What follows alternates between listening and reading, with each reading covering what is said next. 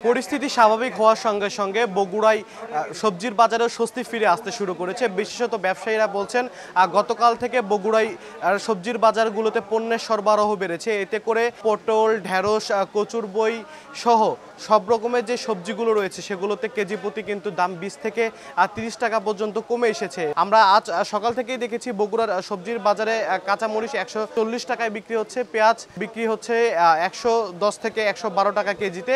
এছাড়াও পটল, ঢেঁড়স, চিচিঙ্গা, মিষ্টি লাউ সহ সব ধরনের যেগুলো সবজি রয়েছে সেগুলো কিন্তু 30 থেকে 50 টাকা কেজির মধ্যেই বিক্রি হচ্ছে। এছাড়াও কচুরবই বিক্রি হচ্ছে 60 টাকা কেজি দরে। সবজির দাম কমে গেছে, আগের তুলনায় অনেক কমে গেছে, তবে সেটা এখনো আমাদের ক্রয়ের সীমানার মধ্যে এখনো আসেনি। তবে বিক্রেতারা বলছেন যে পণ্যের সরবরাহ যত বাড়বে বাজারে কিন্তু সবজির দাম তত আরো কমে আসবে। নগদের কাছে সব গ্রাহকই প্রিয়, তাই তো সারা দেশে ক্যাশ আউট চার্জ সবচেয়ে কম। পুরো বিক্রি হচ্ছে 20 টাকা কেজি, আর ঢেঁড়স বিক্রি হচ্ছে 30 টাকা, ঢেঁড়স 30 টাকা কেজি, পেঁপে 30 টাকা কেজি, আর কচুরবই 60 টাকা কেজি বিক্রি হচ্ছে। কাঁচামালের বাজার যত আমদানি হবে তাতে আরো বাজার দাম কমে যাবে। এই ছিল বগুড়া থেকে আমার কাছে সবজির বাজার নিয়ে সর্বশেষ। আব্দুল আউয়াল, সময় সংবাদ, বগুড়া।